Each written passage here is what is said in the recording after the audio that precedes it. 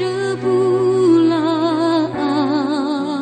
aku di alas kaki-Mu Tuhan.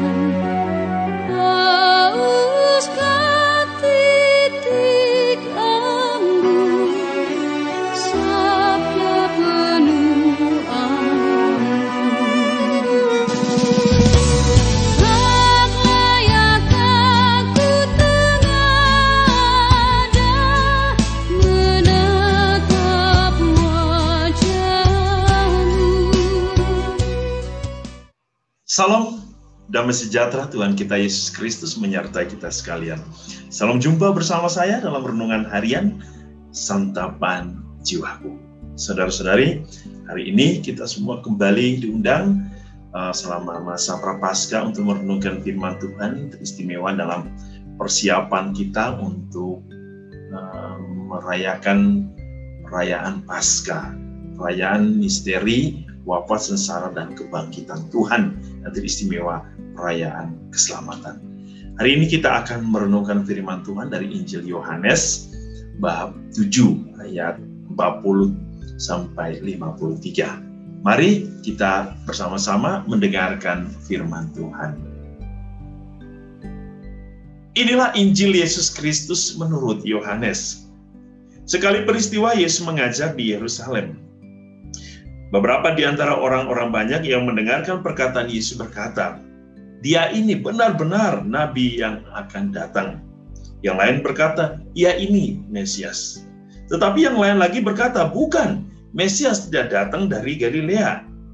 Karena kitab suci mengatakan bahwa Mesias berasal dari keturunan Daud dan dari kampung Bethlehem, tempat Daud dahulu tinggal. Maka timbullah pertentangan di antara orang banyak karena Yesus. Beberapa orang di antara mereka mau menangkap Dia, tetapi tidak ada seorang pun yang berani menyentuhnya. Maka ketika penjaga-penjaga yang ditugaskan imam-imam kepala dan orang-orang Farisi pergi kepada imam-imam kepala, orang-orang Farisi berkata kepada mereka, "Mengapa kamu tidak membawanya?" Jawab penjaga-penjaga itu, "Belum pernah seorang manusia berkata seperti orang itu." Jawab orang Farisi itu kepada mereka, "Adakah kamu disesatkan? Adakah seorang di antara pemimpin-pemimpin yang percaya kepadanya, atau seorang di antara orang-orang Farisi?" Orang banyak itu tidak mengenal hukum Taurat, terkutuklah mereka. Nikodemus, seorang dari mereka yang dahulu telah datang kepada Yesus, berkata kepada mereka, "Apakah hukum Taurat kita menghukum seseorang sebelum ia didengar, dan sebelum orang mengetahui apa yang telah dibuatnya?" Jawab mereka, "Apakah engkau juga orang Galilea? Selidikilah kitab suci, dan engkau akan tahu bahwa tidak ada nabi yang datang dari Galilea." Lalu mereka pulang masing-masing ke rumahnya. Demikianlah Injil Tuhan. Salam saudara-saudari, kita mendengar kembali kisah perdebatan antara orang-orang Farisi dan orang-orang banyak tentang Yesus. Bahkan Nikodemus yang berasal dari kalangan mereka juga membela Yesus. Ini suatu hal yang menarik bahwa Yesus itu menjadi perdebatan. Yesus itu seperti menjadi suatu ketakutan, dan ketakutan ini sampai terjadi pada saat ini. Saya bingung mengapa orang selalu menindas orang-orang Kristiani, karena ada figur di samping itu, yaitu Yesus. Banyak orang menjadi takut dengan Yesus. Aneh, kenapa? Bahkan ada orang yang menjadi sensitif ketika melihat salib, takut. Saya bingung, kenapa? Apakah ada kesalahan dalam pengajaran Yesus? Tidak, saya tidak menemukan. Apa yang ditakutkan oleh Yesus?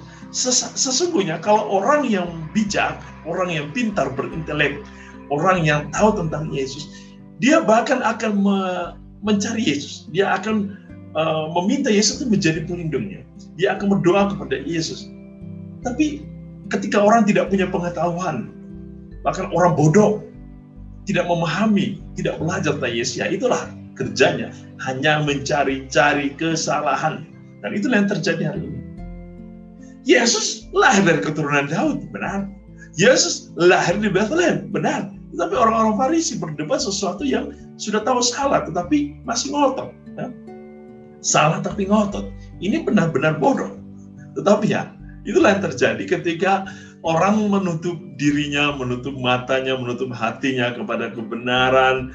Orang terlalu ngotot untuk membela dirinya, dan juga kesombongan yang membuat mereka jadi istilahnya memaksa diri untuk mempertahankan ide mereka, atau pengetahuan yang rendah, pengetahuan yang sempit, akhirnya menjerumuskan mereka sendiri, memalukan mereka sendiri.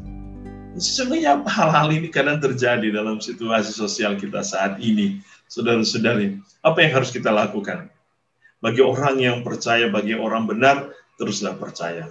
Ya. Bagi orang yang tidak benar, bagi orang yang masih bodoh, belajarlah. Supaya tahu. Dan yang berikut, Yesus hari ini mengundang kita untuk mengalami pertobatan. Membuka hati kita kepada Allah supaya kita tahu apa rencana Allah di dalam hidup kita, sehingga kita tahu benar siapakah Allah yang menyelamatkan itu. Dia adalah Allah Mesias. Saudara-saudari, Tuhan memberkati kita hari ini, dan semoga cinta Tuhan bersemayam dalam hati dan keluarga kita, dan semoga perjalanan hidup kita menjadi indah sebab ada Yesus yang menyertai kita. Tuhan memberkati dalam nama Bapa dan Putra dan Roh Kudus. Amin.